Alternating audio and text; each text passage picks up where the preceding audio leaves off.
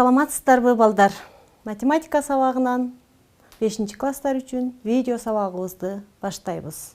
Бүгүнкү биздин темабыз жөнөкөй бөлчөктү ондук бөлчөк түрүндө жазуу болуп эсептелинет. Силер буга чейин эки түрдүү бөлчөктөрдү, башкача айтканда жөнөкөй бөлчөктөрдү жана ондук бөлчөктөрдү тааныйсыңар. Жөнөкөй бөлчөктөр менен амалдарды аткарууну үйрөнгөнсүңөр.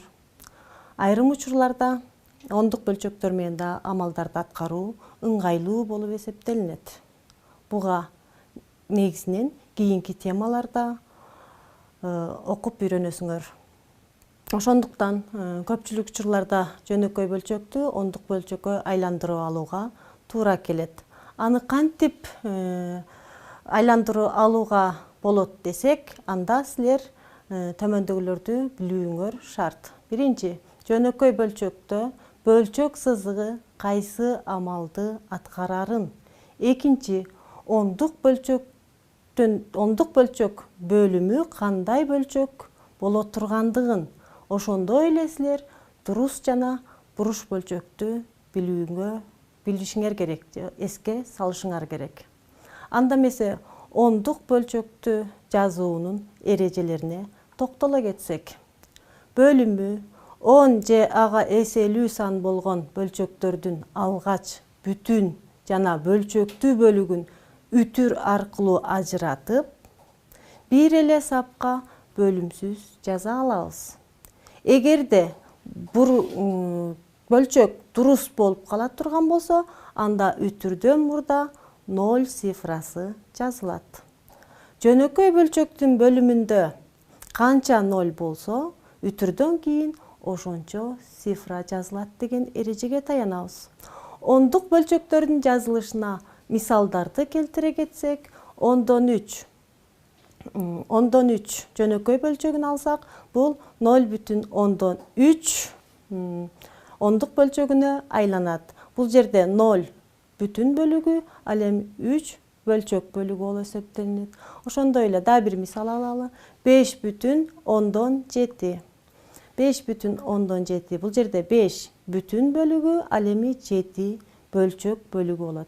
Бул ондук бөлчөктөрдүн жазуу элементтери болуп эсептелинет. Биз сандарды жазуунун ондук позициялык системасын пайдалангандыктан, бөлчөктөрдүн эң ыңгайлуусу ондук бөлчөктөр, бөлүмдөрү 10, 100, 1000 жана башка болгон бөлчөктөр аталат. Келтирилген мисалдардан ондук бөлчөктөрдү жазууда үтүрдөн кийин бөлчөктүн алымы жазылыш керек, ал эми үтүрдөн кийин цифралардын саны бөлүмүнүн нөлдөрүнүн саны менен дал келгендей болуш керек.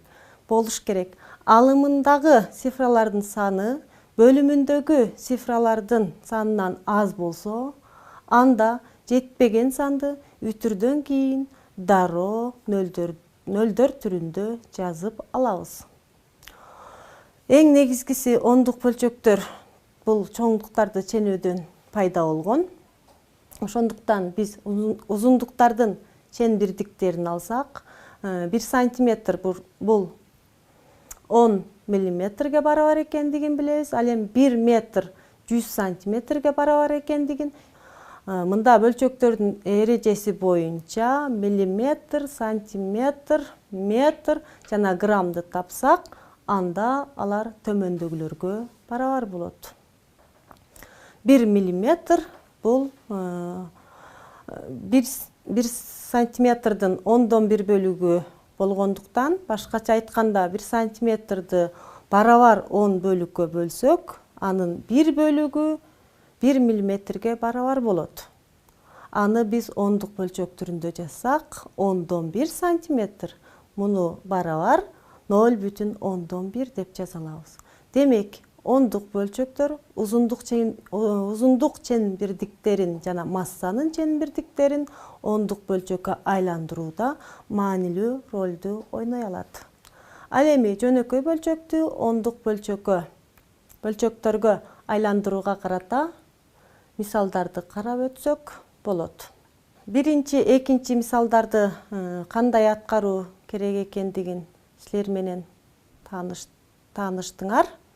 Бул жерде үчүнчү мисалыбызды карасак, 100дөн 765 жөнөкөй бөлчөгү берилген. Бул албетте буруш бөлчөк. Муну аралаш бөлчөккө айландырып алсак, 7,165. Муну барабар 7,165 деп ондук бөлчөк түрүндө жазып алууга болот. Эми буруш бөлчөктөрдү ондук бөлчөктөргө айландырууга карата мисалдарга назарыңыздарды салсак. 10дон 69. Буну ондук бөлчөк түрүндө айландырсак 6,9. 10дон 38. Айландырсак 3,8. 100дөн 485 айландырсак 4,185. 100дөн 402 айландырсак 4,2. Жөнөкөй бөлчөктөн ондук бөлчөккө өтүүнүн дагы бир ыкмасын карап өтөлү. Бул экинчи ыкма болуп эсептелинет. Берилген бөлчөктүн алымын бөлүмүнө түздөн түз бөлүү аркылуу андан ондук бөлчөктү ала алабыз. Мисалы, 25ден 7 бөлчөгүн алсак, муну алымы 7, бөлүмү 25 болгондуктан 7-ни 25ке бөлөбүз. Мында бөлгөндө ондук бөлчөктү алабыз. Албетте 0,128 ондук бөлчөгүн алабыз. Анда эмесе, балдар, бүгүнкү өтүлгөн тема боюнча силер менен биргеликте чогуу мисал иштесек. Анда эмесе, бүгүнкү өтүлгөн тема боюнча мисалдарды чогуу иштеп көрсөк, силер менен биринчи барабар бөлчөктөрдү табууну карайбыз. 6дан 8 жөнөкөй бөлчөгүнө барабар кайсы бөлчөк туура келет. Бул жерде албетте 6 бөлүнгөн 8 туура келет. Экинчи 3 бөлүнгөн 8 бөлчөгүнө кайсы жөнөкөй бөлчөгү туура келет? 8ден 3 бөлчөгү.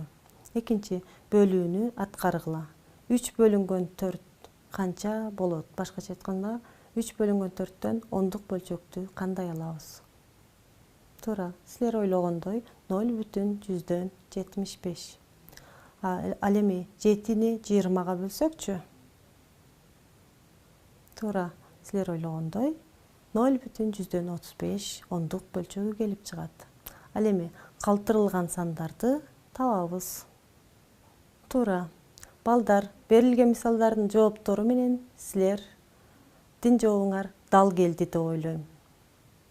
Бүгүнкү сабакта жөнөкөй бөлчөктөрдү ондук бөлчөктөргө айландыруу боюнча тааныштыңар.